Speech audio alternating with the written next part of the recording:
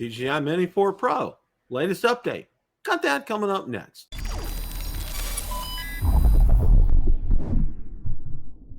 Bill the Drone Reviewer here. If you like the content of this video or anything on my channel, make sure you hit the subscribe button and ring the notification bell so you don't miss any future content. With that, let's begin. The other night, I hosted Rotor Talk Live and was joined by Mr. Marcus Crawford and Mr. Ron Braun. We spent the better part of the evening discussing all the latest regarding the DJI Mini 4 Pro, including a possible release date. So without any further ado, let's roll that clip in its entirety. We're gonna jump right into this here because I think this is just, it kind of lends itself to this right here. Now, the first thing that I want to share, and we hadn't seen a whole lot from our friend for Osidalev till today, and he points out, oh, there's a date here, September 15th. And I'm like, wow. He put the question mark, like maybe does he know something or is that a guess? And then look who answers under here, our good friend Igor. Okay, except it's in Cyrillic. I don't understand. Yeah, and I don't know what he typed something in Russian here because that looks like their alphabet. So I have no idea what he was saying here. No, is your Russian a little rusty?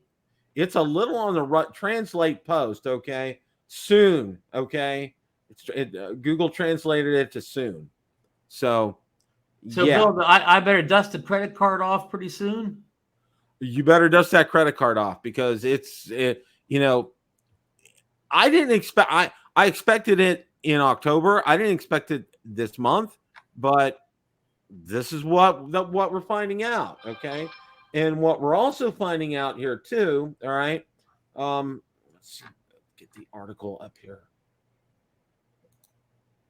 And how about this? We're close when we not only get a clear picture of the drone, we get the box and we get the side of the box and the specs. Remember, even right before the Air 3 came out, they wouldn't show us that side of the box with the specs. We didn't get, and we're getting that side with the specs right here. You can see it right here, and I'm going to try to bring this up here. And what's nice is it's printed also in English as well too. Looking at 4K 100 HDR 48 megapixel photo. And we believe that 100 megabytes is up for, 100 frames per second is up from 60 on maxed out on the Mini 3 Pro at 4K.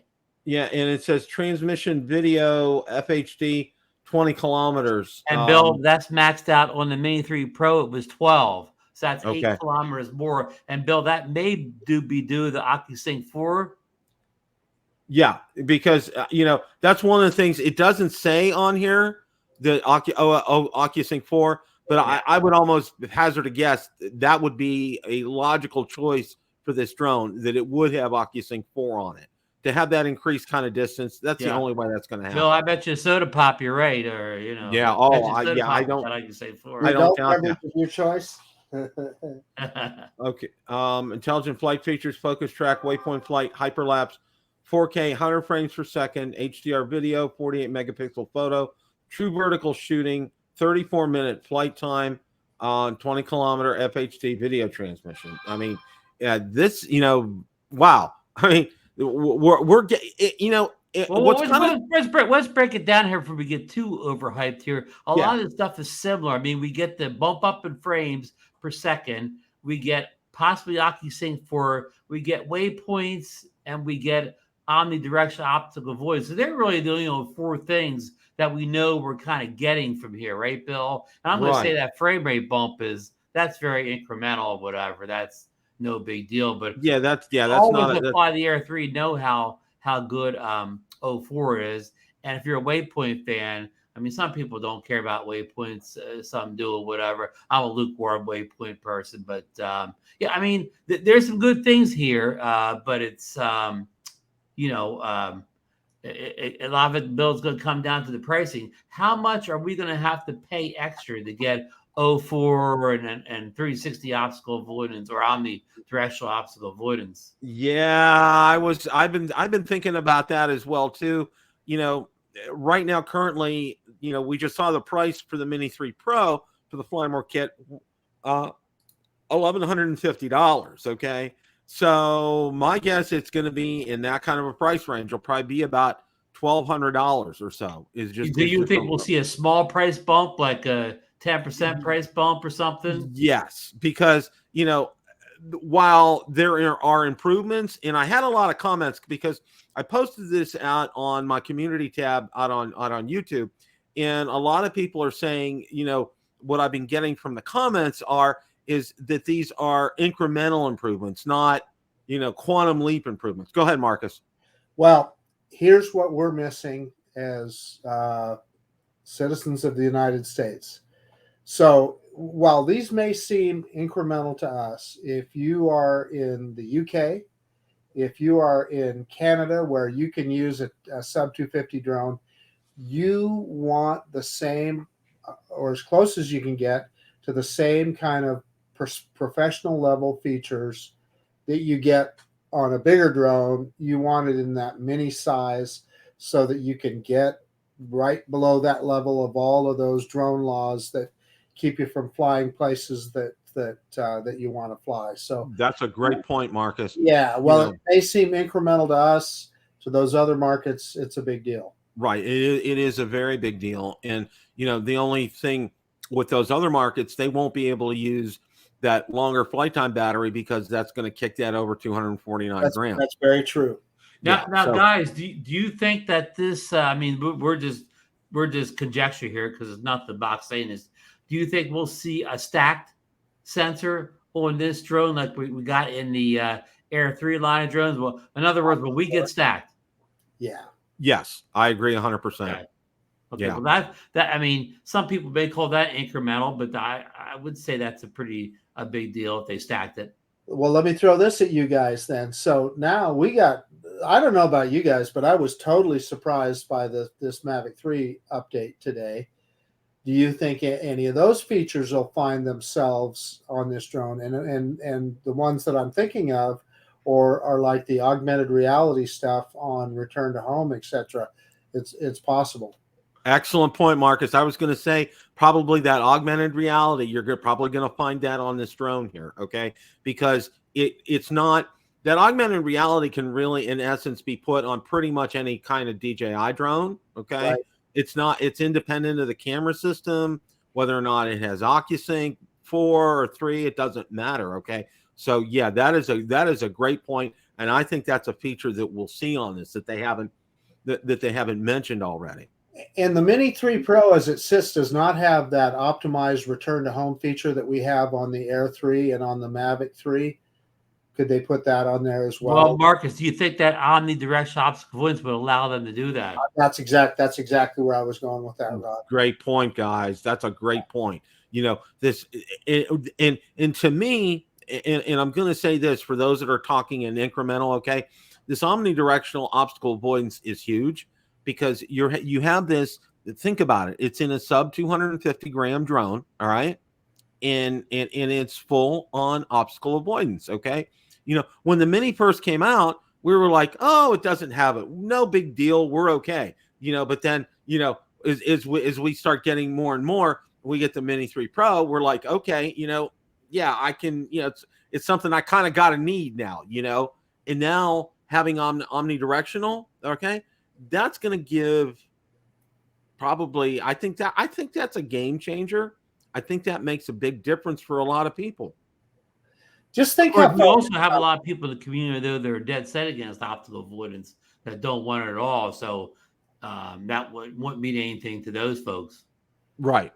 Turn it off then. Yeah. But I was just thinking how far we've come with OA, particularly on sub 250 drones. You remember the big splash that the Xeno Mini Pro made because it was going to have obstacle avoidance. Of course, it didn't really work on that drone, but DJI, when DJI came to the table with it, with the Mini 3 Pro, will this be the first mini drone with omnidirectional obstacle avoidance? Yes. Okay. I mean, even ones that don't work. I mean, even none of the Hubsons even had omnidirectional. Yeah, no, and of course, Ron, you had the Nano Plus, and it worked on the Nano just like it does on the Light. But And all it does it's is not omnidirectional, of course. it is not omnidirectional. And it's not the fact that it doesn't work. It actually is too aggressive or whatever. Like it beeps like We had a lot of like a false. time bomb when you take off near anything. Yeah, you had a lot of falsing as well. Yeah, exactly. Yeah, I'm saying it works too good, tongue in the cheek. It's too aggressive or too over avoiding. It Right. avoids things that aren't there. There you Now go. it There you says go. it says here that there's going to be 4 different versions of this: the DJI Mini 4 Pro with the RCN2, Yes. the DJI Mini 4 Pro with the RC2, Yes. the DJI Mini 4 Pro Fly More Combo with the RC2, and the DJI Mini 4 Fly More Combo Plus with the RC2. Now, do you think this will be the same controllers we saw with the Air 3, Bill? I think so. I think you're going to Okay. get the exact same controllers. Yeah. I don't So think. in other words, we could say the same thing we say every time. We could just wait about 6 months and buy this drone only, and pair it with our controller we got with the Air 3. That's an excellent point, Ron. That is an excellent point. And then when you go out flying, you don't have to take 2 drones, 1 controller. Yeah, it'll be ready. It'll be ready to go. Well, Yeah. you know what I'm kind of waiting for is when they update the DJI RC Pro to OcuSync 4. Now, will they ever do that, or just come out with a DJI RC I Pro don't version know. 2? I don't know. If they come out with a new one, I'll probably scream because I just paid mine off. So, Oh boy. It is a cool controller. I mean, this thing, if you haven't used it in a while, just like today, I hadn't used it in a while, and man, it's so impressive. Yeah. Hey, Marcus, I totally agree with you. But today, when I was flying it, I flew it down to the pier, and when I got to the pier, I lost the bar. Now, believe me, I still have full control of the drone. The FPV feet still look great, but I lost the bar and the signal strength. When I fly the new Air 3 down that location, I don't lose any bars.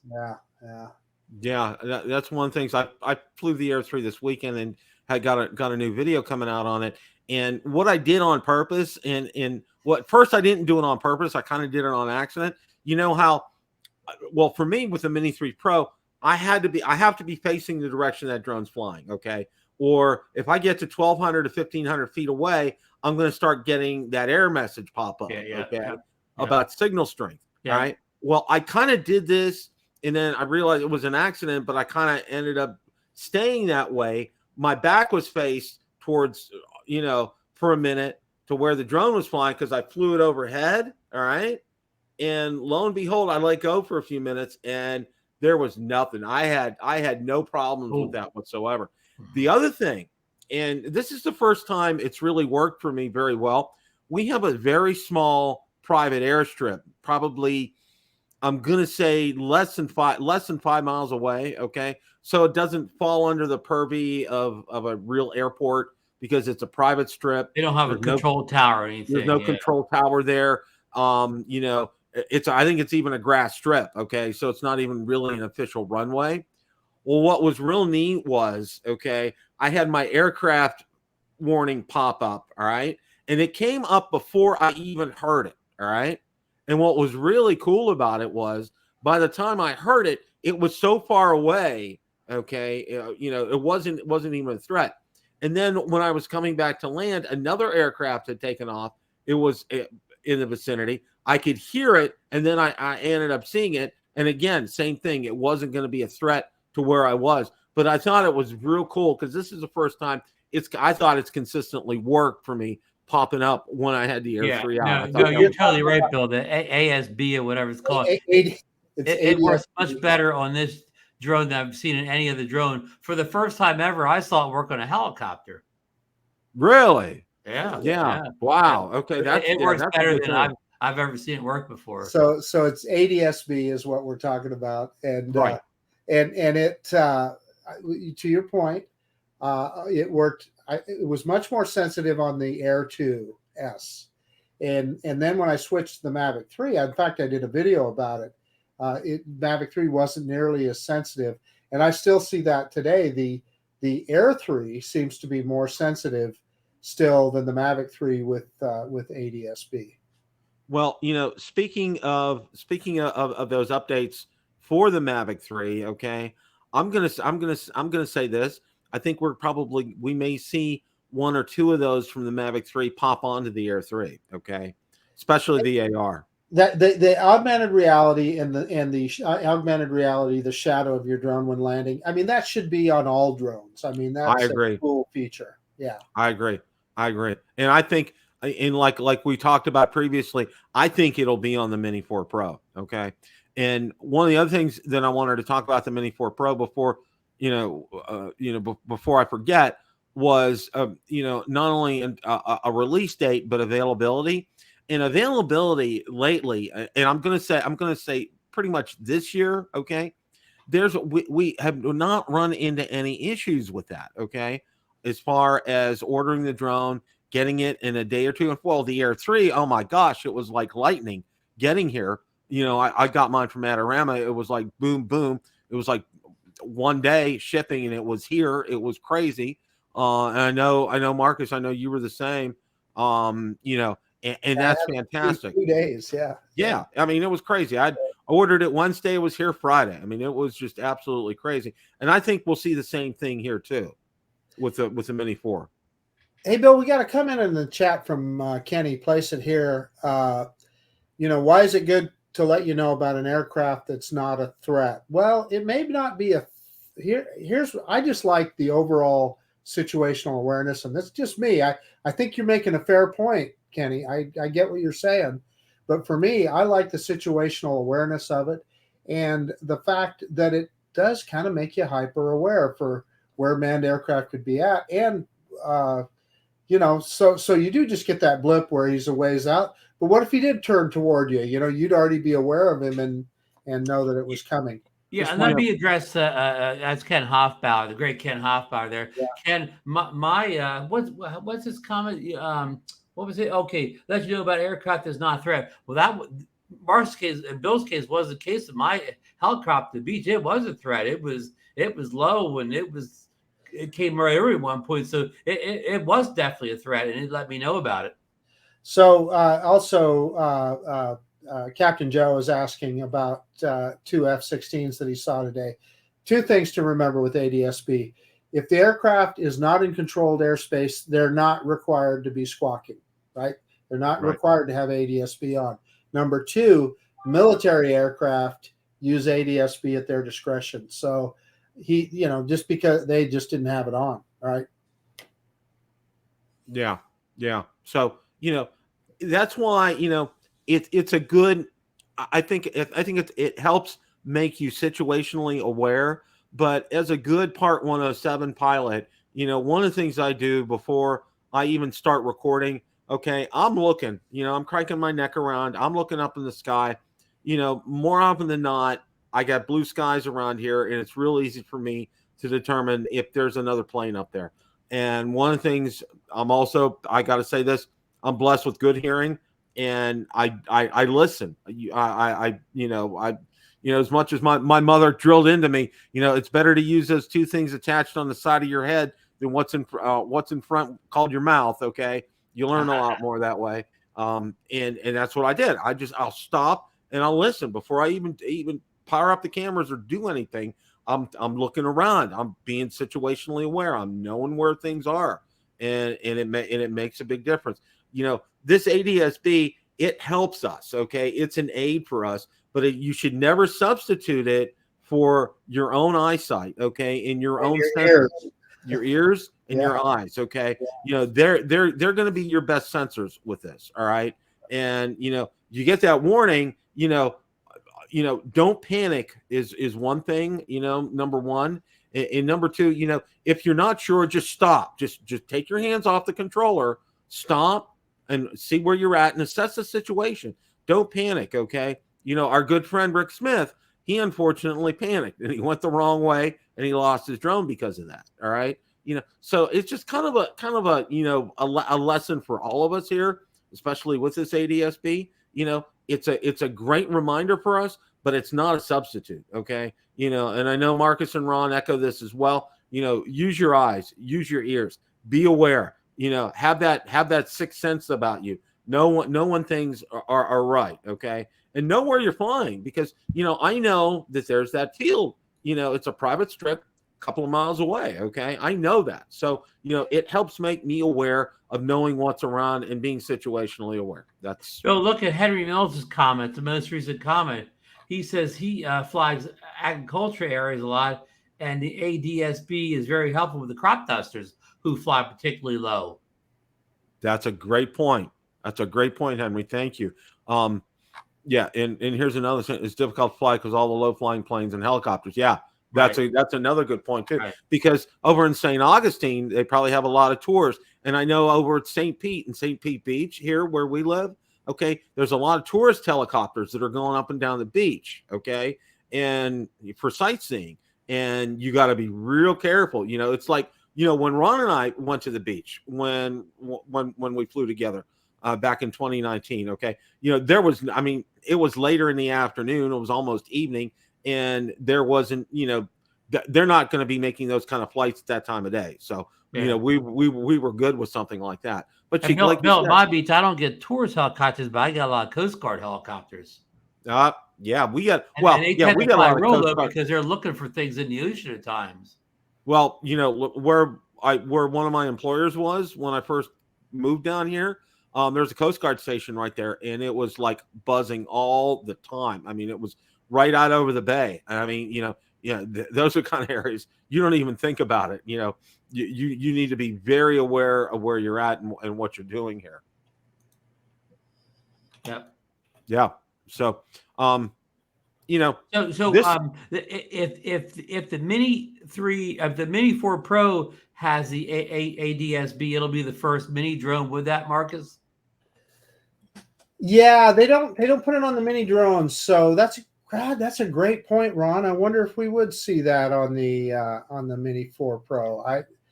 Now if you're talking like their rules in Canada doesn't see a sub 250 drone as a threat to manned aircraft. So I don't know. That's a good question. I'm thinking, and I'm going to say this, and that's a great point, Ron. I don't know if I'm thinking for ADSB, it's not just software, it's hardware. I think there has to be an additional piece of hardware. Probably. So I think that something would have to give in order for them to be able to put something like that on a mini drone. So that's a good point. Maybe they can figure it out. Okay.